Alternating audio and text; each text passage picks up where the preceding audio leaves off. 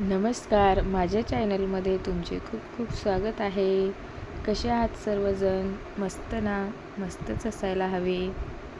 आता खूप जणांच्या रात्रीच्या पोळ्या उरतात, तर त्या फेकून न देता आपण त्या पोळ्यांचा चुरमा कसा करायचा हे आपण पाहूया या व्हिडिओमध्ये.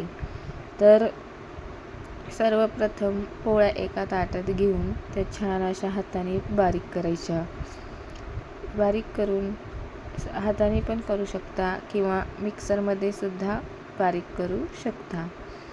पण मिक्सरमध्ये बारीक केल्यानंतर चव येत नाही. हाताने केल्यानंतर खूप छान अशी चव येते. बघा किती छान अशा हाताने पण बारीक झालेल्या आहेत. तर पोळ्या वाया घातल्यापेक्षा आपण त्याचा चुरमा करून खाऊ शकतो. मुलांच्या टिफिनला पण देता येतो आणि सकाळी एक ब्रेकफास्ट म्हणून आपण तो चुरमा करून खाऊ शकतो.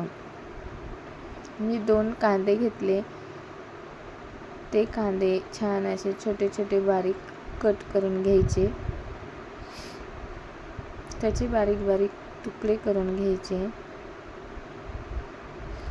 जेवढे आपण कांदे टाकले तेवढी मस्त चुरम्याला चव येते.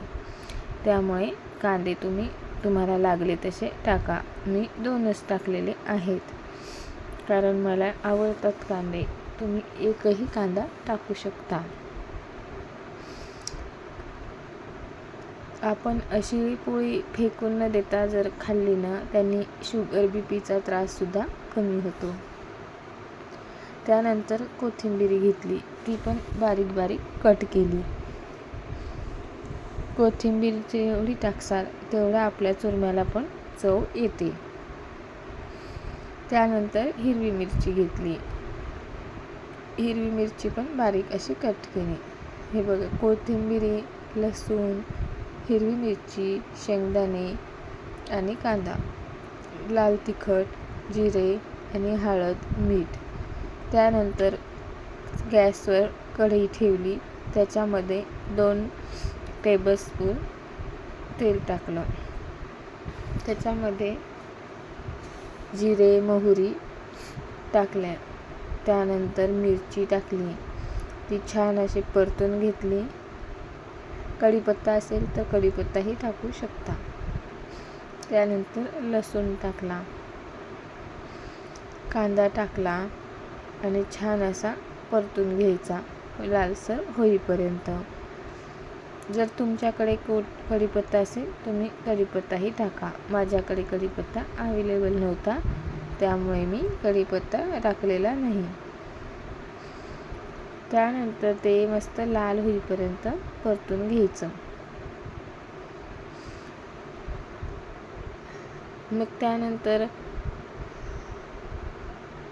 माझ्याकडे नंतर कढीपत्ता मला भेटला, मग मी नंतर मागून कांदा टाकल्यानंतर मी तो कढीपत्ता टाकला. त्यानंतर शेंगदाणे टाकले आणि मग पोळीचा चुरमा टाकला. चुरमा टाकल्यानंतर त्याच्यामध्ये चटणी, मीठ आणि हळद टाकायची, म्हणजे चव अशी छान येते. अगोदरच टाकायची नाही, मग ते चटणी आपली करपून जाते. चवीनुसार मीठ टाकायचं. तर ज्यांना काहींना खरट लागतं, काहींना कमी हे मीठ लागतं, त्यामुळं चवीनुसार टाकायचं. छान असं 5-10 मिनटं त्याला खालीवरी करत राहायचं.